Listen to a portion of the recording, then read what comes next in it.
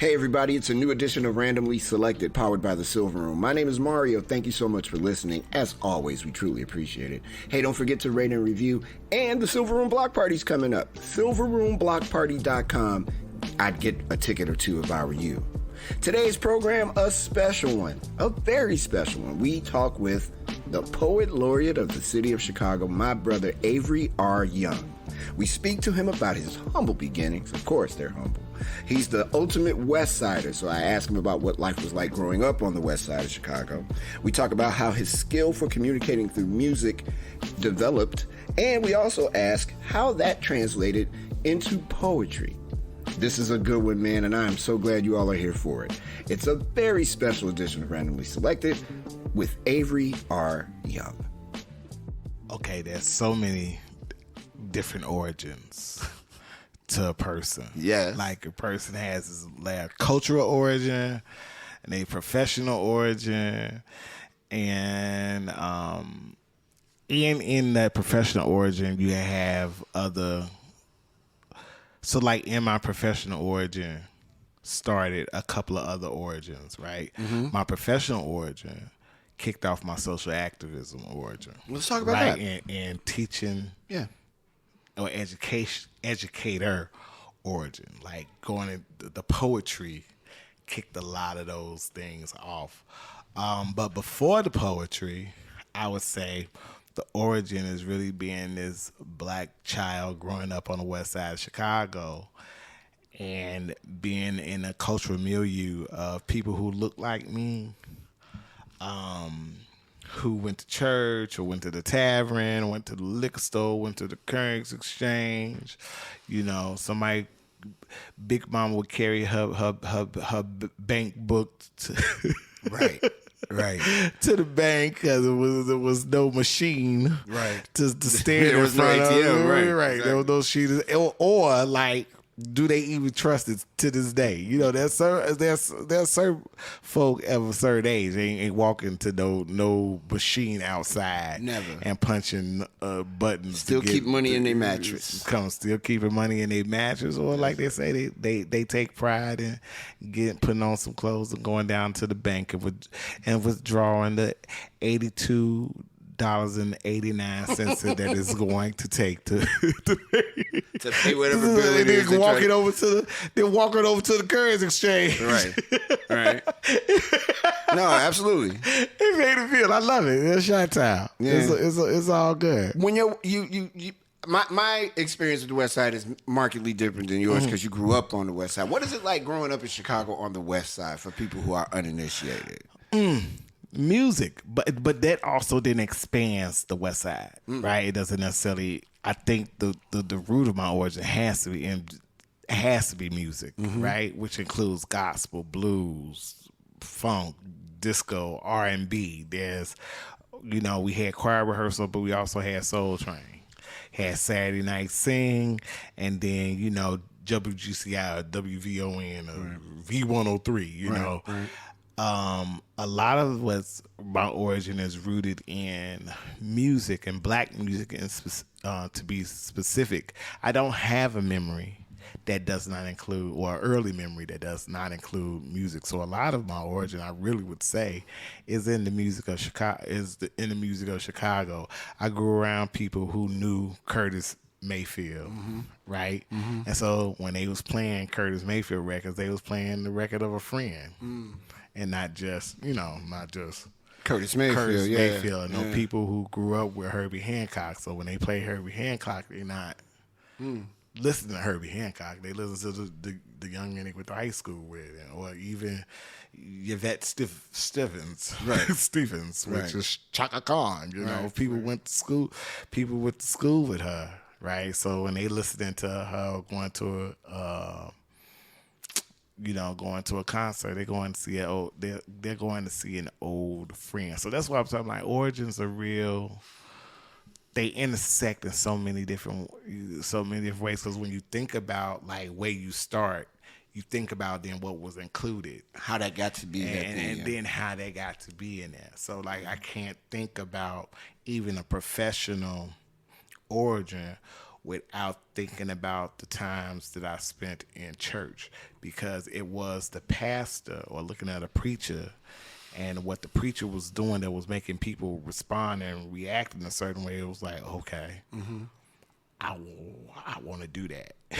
Yeah. And then years later, you become this poet who's infusing the sermon in the style of in the way I'm performing, right? So that's very indicative of origin, right? And so I remember telling Big Mom one time, she was like, "You reading poetry? Why you not singing?" I said, "Well, I do." Right. You definitely do. I do. It like all of it, because you one of the few people who know my classical training. We talk about that for too, because I think this is important, Right. Because I do want to talk about the music part of you. Right. I know. Well, I did not know Right. how. Let me put it another way.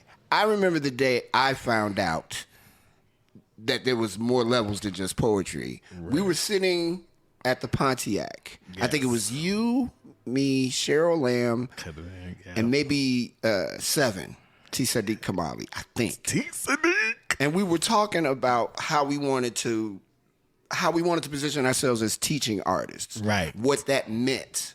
And you started talking about your experience in education, and I was like, "Oh my goodness, I'm so far behind in the game."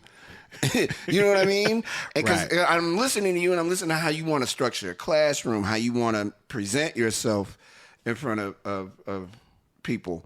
And then I remember the day you were hanging out. I want to say we were all at the Chopin or something. Daniel Gibbons was there, and you started singing an aria. Right. And I was like, "Hold on a minute, bro." You sing opera? And you kind of looked at me and you were like, "Yeah." And I was like, "What the hell is going on?" I noticed with you, with music, you've got a in your head, I think. Yes. You have like a whole discography running of different ways to use your voice to communicate with folks. It's kind of in your writing style too. When I listen to the Race record, yes, and when I listen to Tubman, yes, I hear two completely different worlds. Okay, right? It's not part two of the first. It is and like in any way, it's two completely different approaches. How did you get skilled in being able to communicate that way, particularly with music? Because your musicians are dope, all that's dope. But how did that all form for you? Well, I think a lot of it, me not being a musician, helps a lot of that. That's the David Hernandez thing. Right. David Hernandez told me one time, he's like, "I let the musicians musish." Right. Basically. I let them do their thing and I do the words and keep it moving. Well, no, I'm a little bit more JB. You're involved. I'm a little bit more JB. Yes, sir. Well, you know. There's that conversation. I'm like play da da da da da da da. Right. Very much that. I'm very much, if you listening to Get Up, get yourself together and drive your funky soul. You're a conductor. Right. If you listen to that full version, you hear JB go da da da da da da da da. Is that still your answering machine? No. I haven't been able to hook the answering machine up at all. That was your answering machine, sir, for years. Ever. Yeah, for years. I mean, I just love that song. That's a great song. But yeah, conducting in that sense. But again, that's also growing up in the black church, right? And the first conductor that I am aware of is a choir director, and a choir director is kind of moving these two bodies of people, the musicians and the choir, in a journey through song. You know how much I love Quincy Jones. And I see Quincy Jones as a person who has not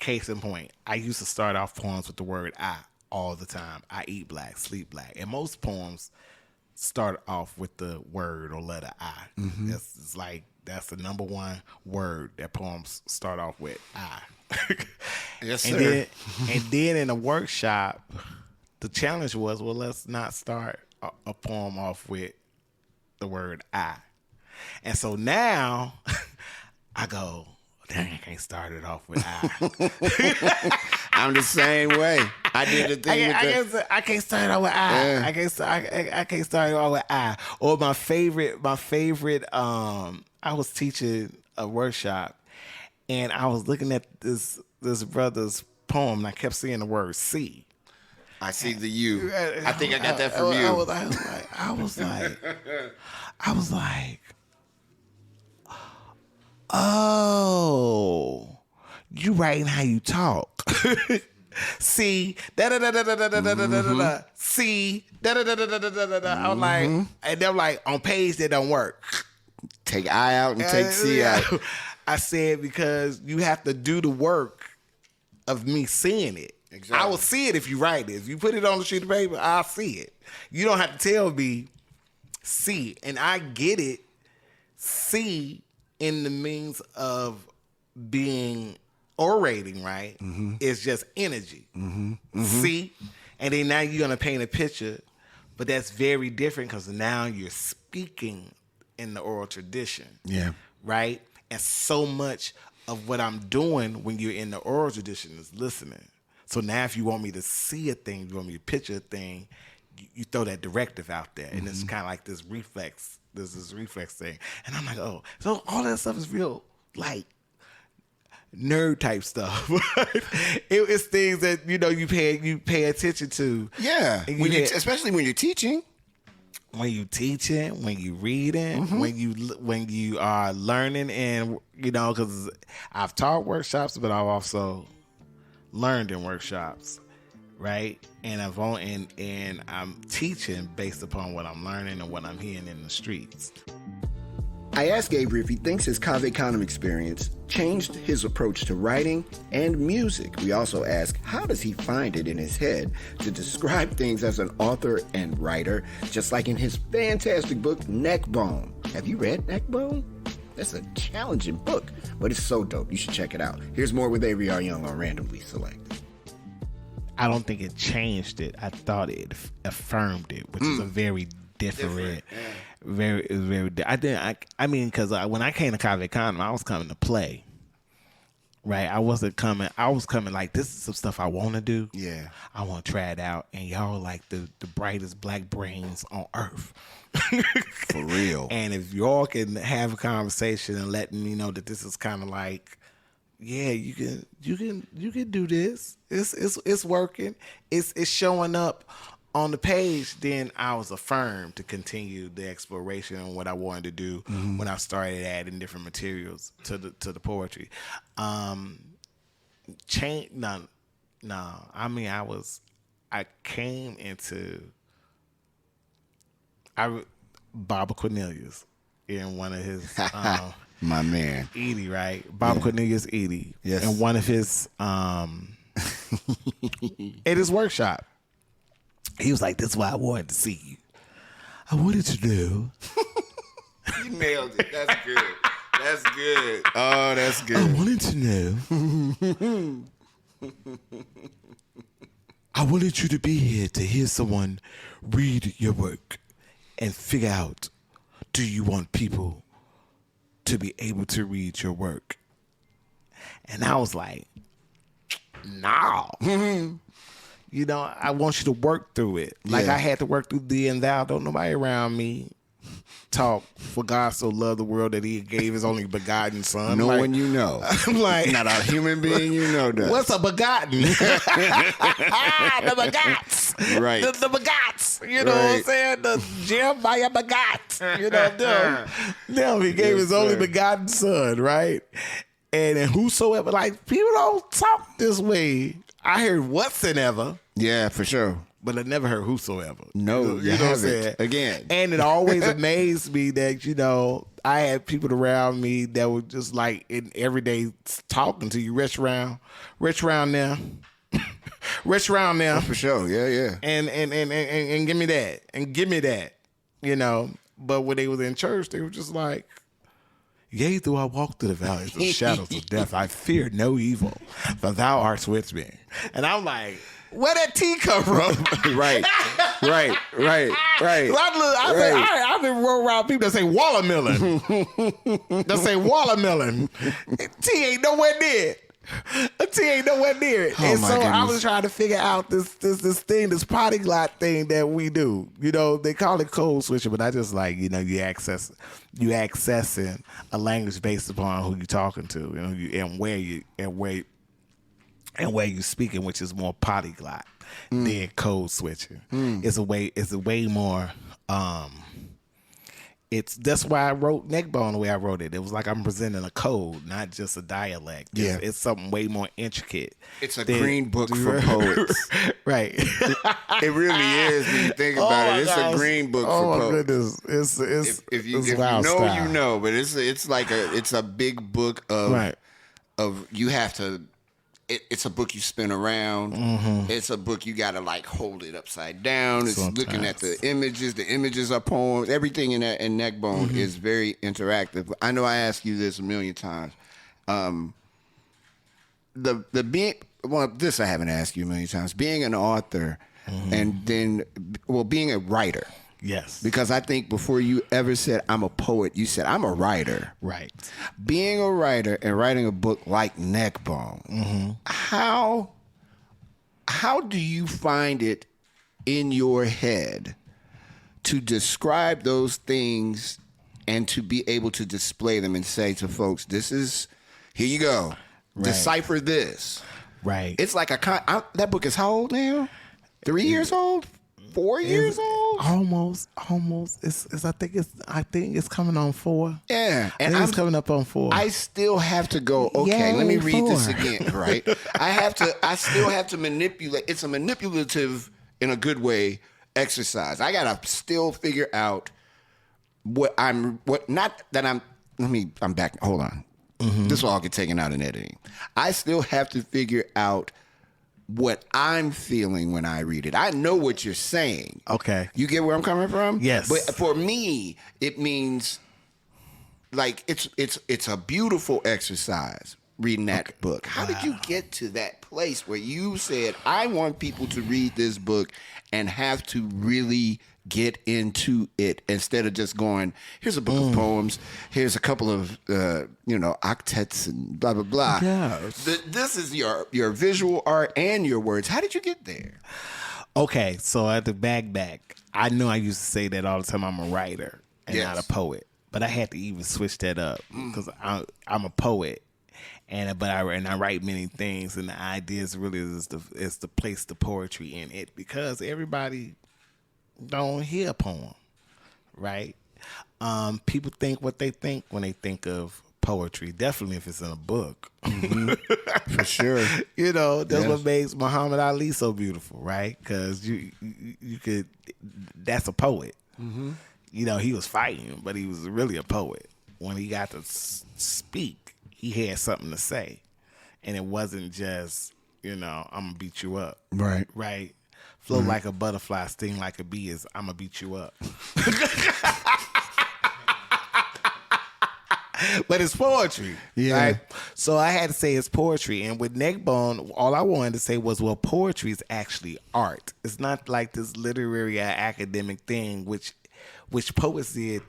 We did it to ourselves, right? Because poets wanted jobs, and poets can find jobs in academia, will become a professor, and so therefore the poems or the poetry can be inaccessible because who makes it to?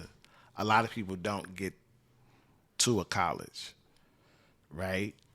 For whatever reason, college ain't for everybody, and college ain't for everybody. Right. I got you. Right? Right. So a lot of people don't go because everybody ain't supposed to go. Right. So it's not about like whether or not a person can afford it or whether a person can do it. Like, it's set up that it's not for everybody. It's for a privileged few, right? Yeah. And when doing that, was saying that poetry is art, and the way in which we communicate isn't always left to right. Rarely do we communicate left to right. I mean, that's what has to happen when you read a book. Your eyes go left to right. Mm-hmm. But that's not how all conversations happen. That's not how all experiences happen. Sometimes you enter a spirit, you come through the back door. Sometimes you come through the front door. Sometimes you're looking outside of sometimes you're looking outside of a window. Sometimes somebody is outdoors looking in your window. Mm-hmm. So a lot of what's happening in Neckbone is just the ways in which we experience things. And instead of me extracting the visuals that I get when the language that I'm pulling from the visuals that I get in my brain, I wanted to be a very transparent the way I see a poem and present what I'm seeing, as opposed to the work a poet is doing, translating visual, like stuff that we see in our head, to language on a page.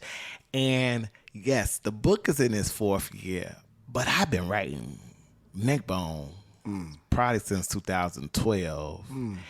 And there was a long time before, a publishing company was willing to go ahead and give a poet's first book a full color treatment. Because that's a full color book. Up into the red letters. Yes, sir. Up into the red letters in the book. That's a full. That book is a full. Rarely ever happens, Avery. Rarely ever happens. I think people have had numerous careers and got awards like Pulitzer Awards, book awards, and ain't that what they got their first book. Yeah, Jesse's book is not. Tyumba's book isn't full color. No, but it's also the thing that I didn't want to make a book of poems, right? I wanted to make a book of art and show that the poetry is art and not this black and white joint, because again, our lives, people of color don't live black and white lives. The way in which the media would like to present. And sometimes, it's not. I mean, I wouldn't. I'm always, when I'm teaching art, I'm always trying to keep people from writing on white sheet of paper or creating on white paper, because I'm like, that ain't where it all starts. Right? And so many people, that's a function because, we want it to be beautiful. We want people to see it. Well, I think you just need to put some more work in it. If you want something to be seen, it doesn't necessarily have to be on white paper for that contrast and that color. And this is all, and it's still all kind of Eurocentric means in which people express themselves, right? When you go see Mask, right? Man, that don't start on a white sheet of paper. That start from wood. Or whatever material, the metal, or whatever the material the mask is made of. It don't start with white sheet of paper. So, or a white sheet of paper. So that was also kind of that's been like my resistance to the Eurocentric positioning of what is deemed beautiful, what is deemed a poem, you can't imagine the emails I get from people insisting that I write in a language that they can understand. Oh, I can't imagine. It's always bugged me out. It is at least 3 emails a week about someone saying, I really enjoyed your work, but I had a hard time reading it. Maybe you should consider da-da-da-da-da. I used to respond back to them and get like these long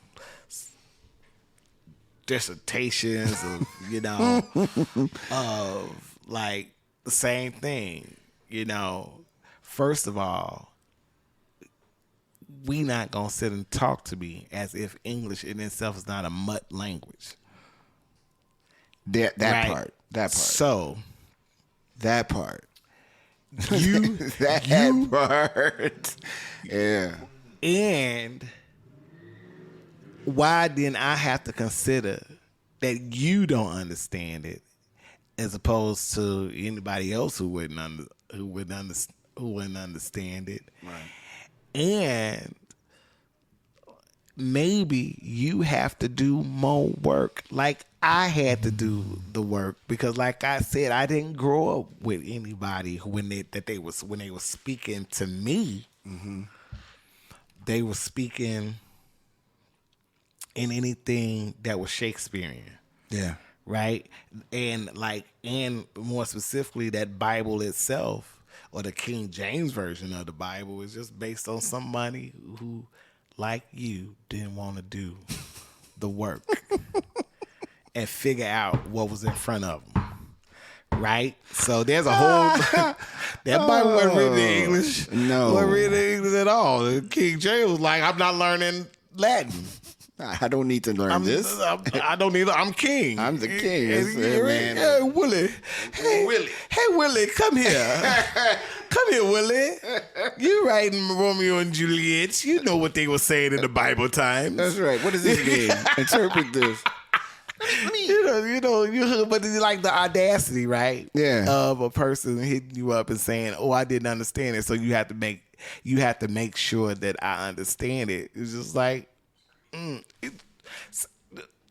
the opera, right? You write. I'm writing how I write the libretto, and the note is, well, the people need to understand what is being said to them. No, they don't.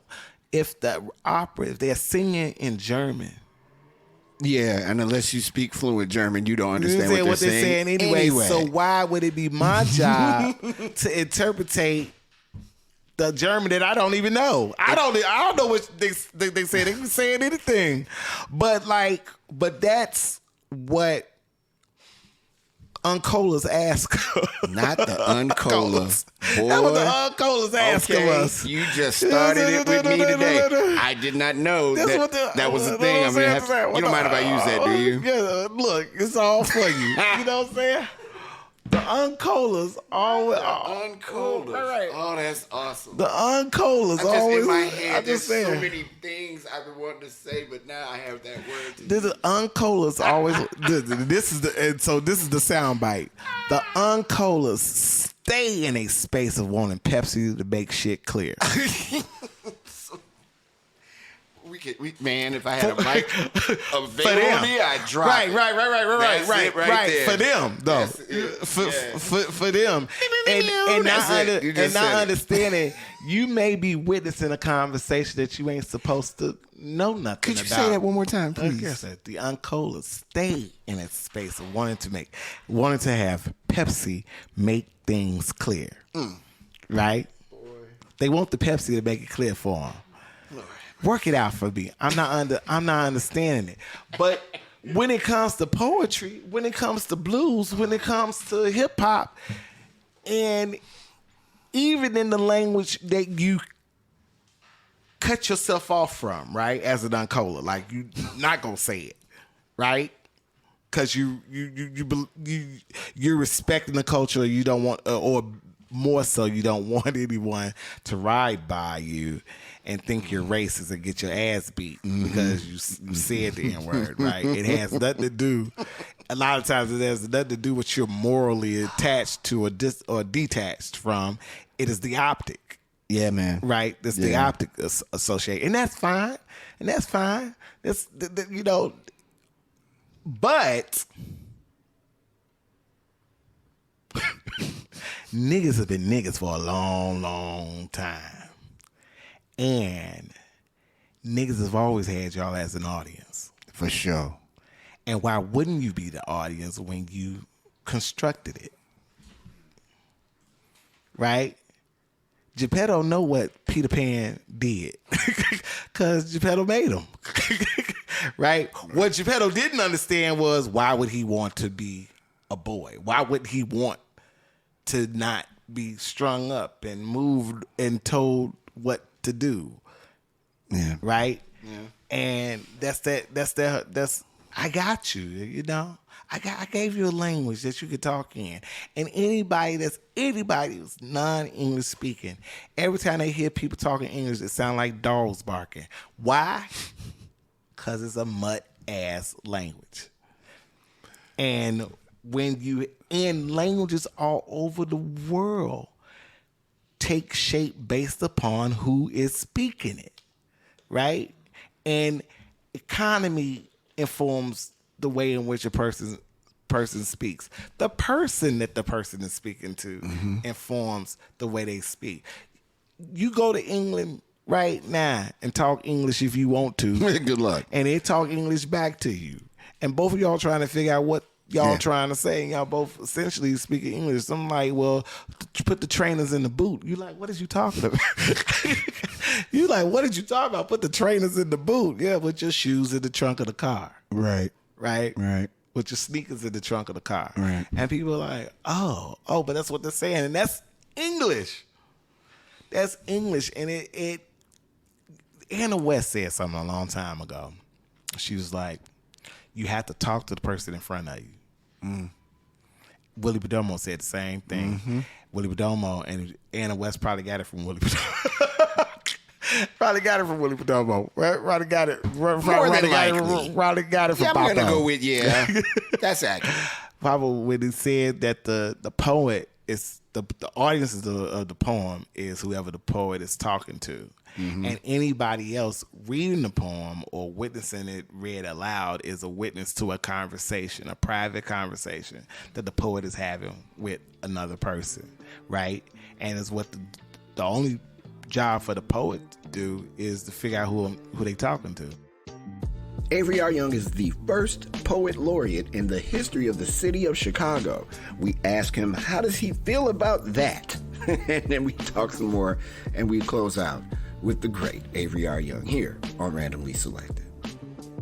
I keep telling people I walk in this door with a whole bunch of people, right? Because Bob Kent was the one. Remember, I never forget. I know what you're gonna say. I was telling people this at the situation a couple Saturdays ago. We were at the Hot House, and I could have been performing, and I could have ended up in the street. I don't know where I was. I opened my eyes and I was just not on stage in the middle of Balbo. What the hell am I doing out here? How did I get outside? How did I get outside? Yeah. And then when I came back in the room, Bob Kent called me over to him, and he was like, "Son, don't ever walk out of your light. What you have is too important to say for you to be fucking around and walking out your light." Sir. And I'm like, "Yes, sir." Yeah, man. Oh, whatever. But Mama Brenda, like, on some real, we ain't got to read poems, or we shouldn't just be reading poems at bookstores and coffee houses. We should be on this corner. Lord knows we did that. In the rain. Yes, sir. Around a casket, stopping drug traffic with poetry. And that's like, wow. You know, so this is what I walk in this door with. I come in that the first poet laureate of Chicago comes from the oral tradition, which is again a very different feat, because most poet laureates in other states and cities are strongly associated with what they have written and really stay in that kind of world, a page world, right? Which, again, nothing wrong with poems on page. That's how I found poetry, was through a book, I Am the Darker Brother, right? It was an anthology of poems. I fell in love with Sonia Sanchez immediately because I was like, ooh, wait. I got acquainted with Donnell Lee, who I know now is Baba Haki. And consequently, I lived a life Well, Mama Sonia and Baba Haki call me son. Yep. Yeah. And that's Ain't that wild something? style. Ain't that something? And they mean it too. You Yeah, know they what I'm saying? do. And they mean it. Especially when they see it, they go, hey, son, come here for a Right, second. Like, ooh, yes, sir. Right. What's up? And Yes. so I Yeah, live man. a life, and that's what I'm walking in the door with. That's like Lit-X Poetry down at Another Level bookstore, where we weren't just reading poems. We were like, okay, Monday, 10 o'clock, we downtown, free and Mamiya. Right? And that's what we're supposed to do? Right. This joint ain't just for bookstores and coffee houses, libraries and collegiate halls, right? Poetry is for the people, and poetry is to the people, right? And having disappointment as the poet laureate, I get a chance to connect people and poetry in a lot of different ways, which I'm looking forward to. Avery, Yes. I every time, I don't care if we talking about, let me make sure you drink your water first. I don't want you to spit it out. Okay.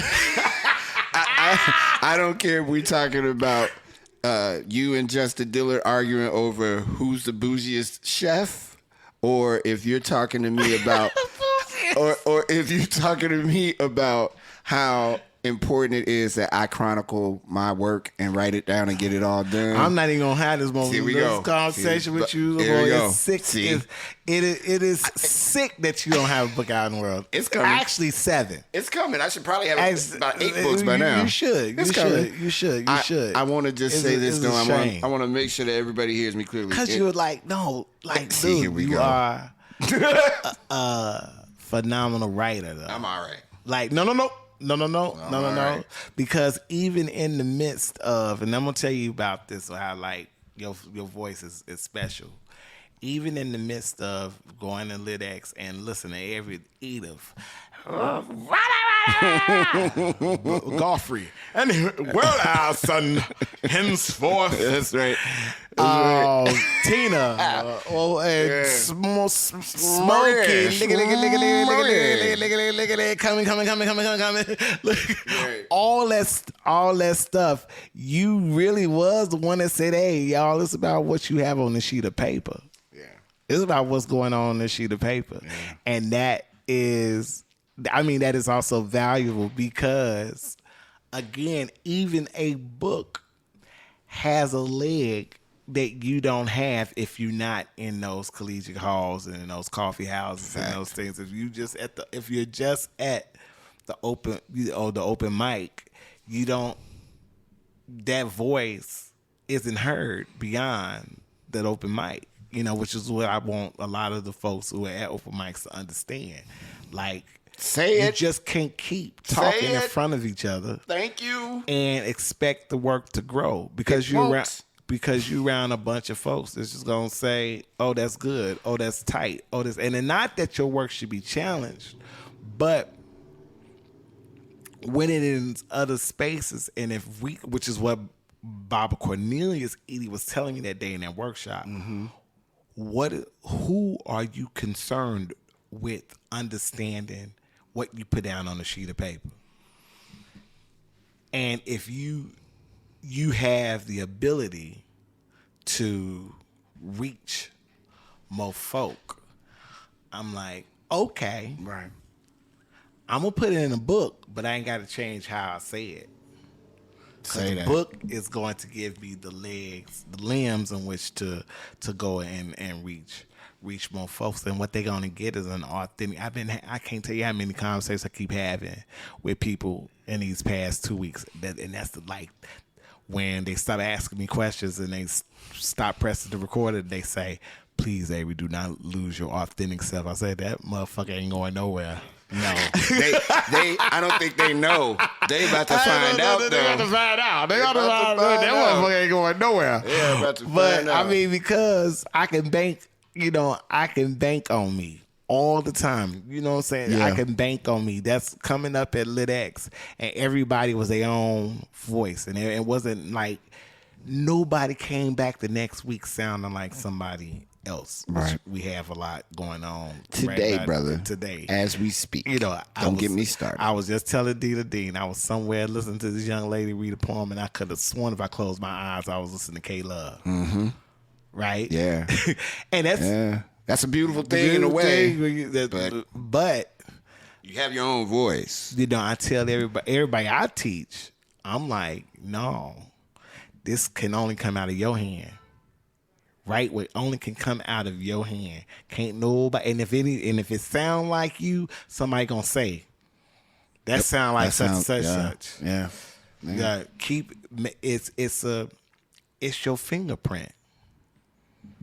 At the end of the day, your poem is your fingerprint, and that fingerprint is unique. Everybody got a different one. Don't know if two people share the same fingerprint. Okay. So don't find yourself fingerprinting off somebody. Stealing somebody's fingerprint. That Uncola shit. That's what I'm talking about. That Uncola shit. That Uncola shit. They do that all the time. Elvis Presley. But they do that all the time. They do that all the time. And the unfortunate joint about that thing is, the unfortunate thing about that is Pat Boone got more money recording Tutti Frutti than Lil Richard did. Yeah. And people say what they want to say about the gloved wonder, but that dude did some straight up Uncola shit to make it right with a lot of Pepsi folk, right? he did something, and it got mad because how you no boo, you got to figure out who taught you to woo. It is. Who taught you to woo? There it is. Right? You took it and appropriated it, and that dude went and gave it back to the originator. And that says a lot about, how you black folk in Gary, Indiana. Black folk growing up around other black folk, right? And seeing people, I keep telling people there's so many names of people we'll never hear because sometimes their name enters the ground with them. Mm-hmm. Like I think so much about Nicole Shields. Like lately. And I miss her a lot. How Nicole Shields was a wonderful writer or whatever would always tell me, if they ever do a movie about Louis Armstrong, you should play Louis Armstrong. I said, shut the door. You think I should? And my first time meeting Mama Gwendolyn, and Nicole, she was like, you hit Mama Gwendolyn with that mic cord. I was like, I didn't mean to hit her with the mic cord. And I went to go apologize to Mama Gwendolyn. And she was like, you didn't hit me with a mic cord. And baby, I enjoyed you. And I went back to Nicole Shields, and I was like, she said I ain't hit her with no mic cord. Brooks, yeah. And she said, well, she old. She didn't want to hurt your feelings. I said, let me tell you something. What I know old black women don't do is lie. They never lie. You get a certain age. You tell what you feel about it. All the truth. It is all the truth. And I was apologizing. I wasn't like on some, arrogant. And she knew I was like flabbergasted if that had been what had happened. And and then we're gonna close it. The greatest story ever is South Shore Country Club. I'm on stage. I got on my suit.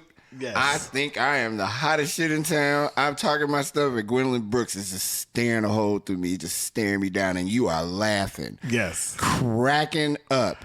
And I walked up to her at the end, and I go, hey, it's nice to meet you. And she looked at me, and she went, And for 2 years, I thought my name was every time she saw me.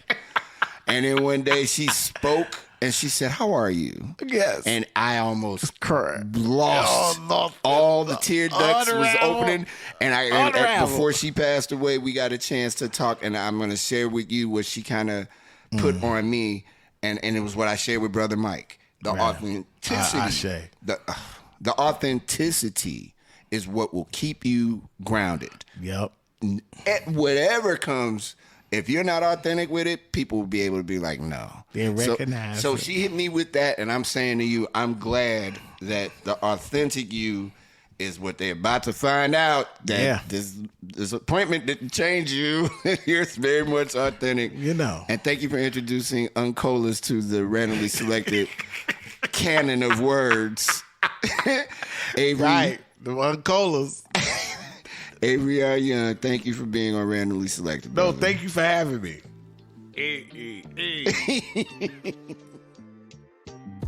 Our special thanks to the man, my brother, Avery R. Young, for being on Randomly Selected.